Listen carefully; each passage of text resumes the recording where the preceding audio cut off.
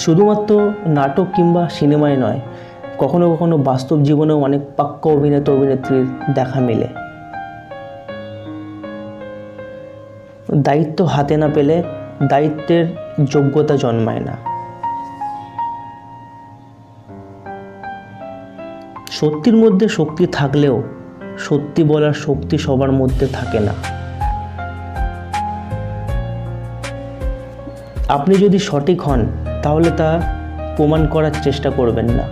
চুপচাপ অপেক্ষা করুন, সময় সব জবাব দিয়ে দেবে। প্রেম করলে ঝগড়া হবেই, ঝগড়ার পর যদি আবার দুজনের মিল হয় তবে সেটাই ভালোবাসা।